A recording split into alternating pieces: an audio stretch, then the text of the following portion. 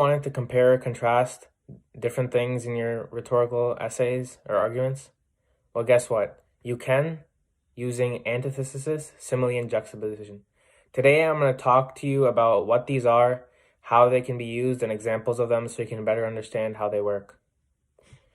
First, we're going to talk about antithesis. What is antithesis? Well, it's a sentence where two opposite ideas are placed together to create a contrast. Some examples of antithesis to better help you to understanding what it is when Martin Luther King in his I Had a Dream speech said, "Joyous daybreak to end the long night of captivity." We can see this is an antithesis because he's comparing a joyous daybreak to a long night of captivity, which are both very opposite situations, and it allows him to emphasize the change in situation. Another example of antithesis is by William Shakespeare in Romeo and Juliet. Juliet says, "My only love sprung from my only hate." We can see this is an antithesis because it's comparing love to hate, which are very two opposite things. So how can you use antithesis to help your argument? Well, it creates a strong contrast for the audience so they can see a clear difference, and it also pops out to the reader because of the two opposites placed right next to each other. And it keeps the reader more interested because instead of talking about each thing individually and then the reader having to make the connection, they can clearly see the differences because they're placed side by side, giving you a better way to convey your argument. So next up, we have the simile. So what is simile? Well, I'm pretty sure most of us know it, but it's a sentence where a comparison is made using the words like or as.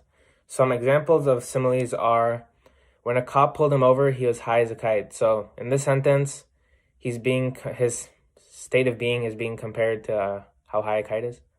And another example of simile is also from the I Have a Dream speech by Dr. Martin Luther King. And he says, "Justice rolls down like waters and righteousness like a mighty stream." So in this quote, he uses the simile to further describe the justice and righteousness instead of just saying it like plainly, making it a little more interesting. So how can you use simile to help your argument? Well, it creates a stronger description of what you're trying to say. And this makes it a little more understandable and relatable to the reader because if you're talking about a topic they don't really know a lot about, they can, by you seeing the simile, they can better understand it maybe because it's easier to understand. And it creates a more interesting sentence because it adds more description, allowing the reader to visualize or imagine certain situations. And next up, we have juxtaposition. So what is juxtaposition? It's a rhetorical strategy that places two different ideas together to create a contrast. Some examples of juxtaposition are, "Now is the time to from a dark and desolate valley of segregation to the sunlit path of justice." This is also said by Dr. Martin Luther King Jr. in his I Have a Dream speech. And we can see the two opposite ideas here of a dark and desolate valley describing the word segregation and then the sunlit path describing justice. And those are two very opposite things, segregation and justice, and then the dark path and then the sunlit path.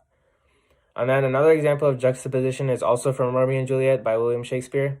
In Act 1, Scene 5, he says, "Oh, she doth teach the torches to burn bright. It seems she hangs upon the cheek of night like a rich jewel in an Ethiop's ear."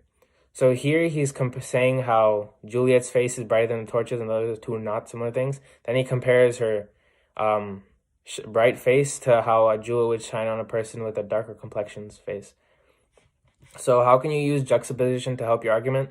Well, it allows the audience to kind of like interpret the contrast, even though you kind of put it there for them. But they kind of have to see the relation because it's not in the same sentence itself, but it's like placed right next to each other, so the audience can pretty much infer the difference here.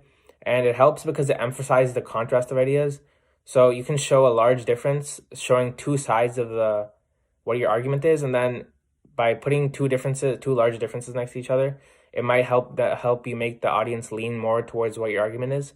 And it makes the audience a little more involved because when they hear the two ideas placed separately, they kind of have to think a little, but not too much because it's kind of there for them.